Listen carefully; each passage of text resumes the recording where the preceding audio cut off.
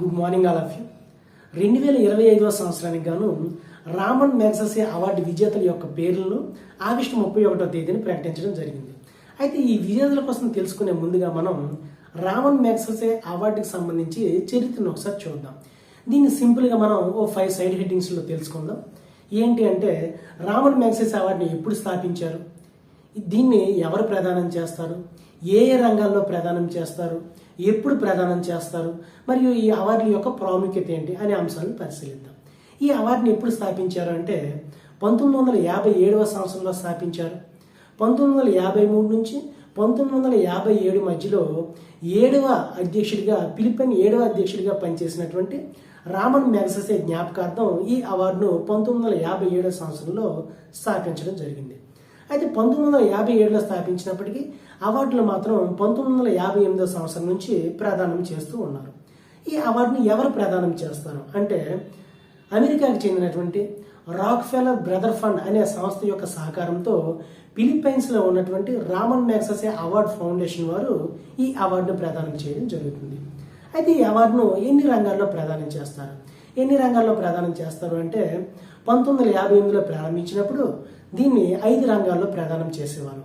ఏంటి అంటే ప్రభుత్వ సేవలు, ప్రజాసేవ, సామాజిక నాయకత్వం, సాహిత్యము, జర్నలిజం మరియు కళలు, దీంతో పాటుగా శాంతి మరియు అంతర్జాతీయ అవగాహన అనే 5 విభాగాల్లో ఈ రామన్ మ్యాగ్సెసే అవార్డును ప్రదానం చేసేవారు.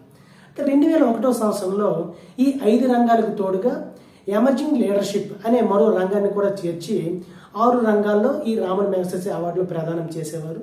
అయితే 2009వ సంవత్సరంలో ఏం చేశారంటే ఈ ఎమర్జెంట్ లీడర్షిప్ అనే విభాగాన్ని ఉంచుతూ మిగతా 5 రంగాల్లో కూడా general awards category, unrecognised category కింద విలీనం చేసి ప్రస్తుతం రామన్ మ్యాగ్సెసే అవార్డును కేవలం 2 విభాగాల్లో మాత్రమే ఇస్తున్నారు. అవి ఏంటి, ఎమర్జెంట్ లీడర్షిప్ మరియు జనరల్ అవార్డ్స్ లేదా అన్ఆర్గనైజ్డ్ కేటగిరీ కింద ఇస్తూ ఉన్నారు.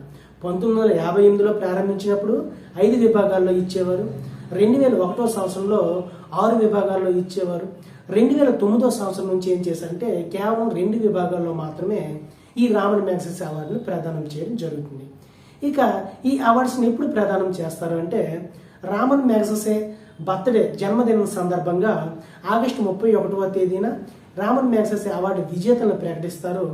వీరికి బహుమతిని ఎప్పుడు అందజేస్తారంటే నవంబర్లో ఫిలిప్పైన్స్ రాజధాని మనీలాలో బహుమానం ప్రదానం చేయడం జరుగుతుంది. అయితే వీటి యొక్క ప్రాధాన్యత, ఈ అవార్డు యొక్క ప్రాధాన్యత ఏంటి అంటే దీన్ని ఏషియా నోబెల్ అని పిలుస్తారు. ఈ అవార్డు గ్రహీతకు ఒక మెడల్, దాంతోపాటుగా సర్టిఫికేట్, దాంతోపాటుగా $50,000 బహుమతిగా అందజేయడం జరుగుతుంది. ఇది రామన్ మ్యాగ్సెసే అవార్డుకి సంబంధించినటువంటి చరిత్ర. ఏం చెప్పుకున్నాం, ఎప్పుడు స్థాపించారు, ఎవరు ప్రదానం చేస్తారు, ఏ ఏ రంగాల్లో ప్రదానం చేస్తారు, ఎప్పుడు ప్రదానం చేస్తారు, మరియు దీని యొక్క ప్రాముఖ్యత ఏంటి అనే అంశాలు తెలుసుకున్నాం. అయితే ఈ రామన్ మ్యాగ్సెసే అవార్డుకి సంబంధించి మొట్టమొదటి భారతీయుడు ఎవరు అంటే రామన్ మ్యాగ్సెసే అవార్డు పొందిన మొట్టమొదటి భారతీయుడు ఎవరంటే 1958వ సంవత్సరంలో ఆచార్య వినోబా భావే గారు సామాజిక నాయకత్వం అనే రంగంలో ఈ రామన్ మ్యాగ్సెసే అవార్డును పొందారు. రెండో వ్యక్తి ఎవరంటే సిడి దేశ్ముఖ్. ఈయన 1959వ సంవత్సరంలో ప్రభుత్వ సేవా రంగంలో ఈ అవార్డును పొందారు. మూడో వ్యక్తి అమితాబ్ చౌదరి. ఈయన 1961వ సంవత్సరంలో సాహిత్యం, జర్నలిజం మరియు కళల రంగంలో ఈ రామన్ మ్యాగ్సెసే అవార్డును పొందడం జరిగింది. అయితే రామన్ మ్యాగ్సెసే అవార్డును పొందినటువంటి మొట్టమొదటి భారతీయ మహిళ ఎవరు అంటే మదర్ తెరీసా.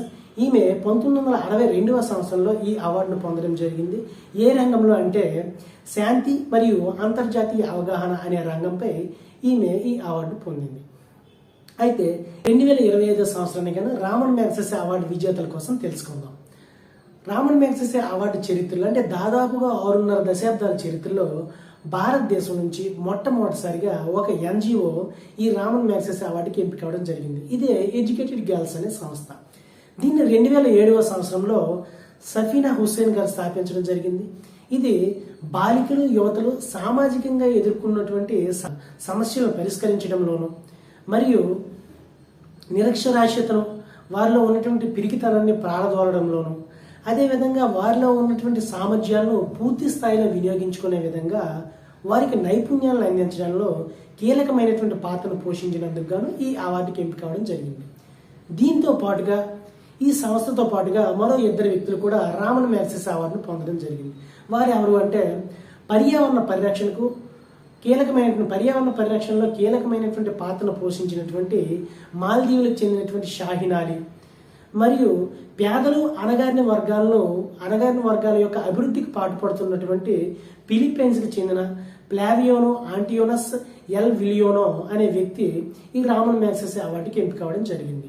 ఇది రామన్ మ్యాగ్సెస్ అవార్డుకి సంబంధించినటువంటి చరిత్ర మరియు ఈ 2025 సంవత్సరానికి సంబంధించినటువంటి రామన్ మ్యాగ్సెస్ అవార్డు విజేతలకు సంబంధించినటువంటి సమాచారం.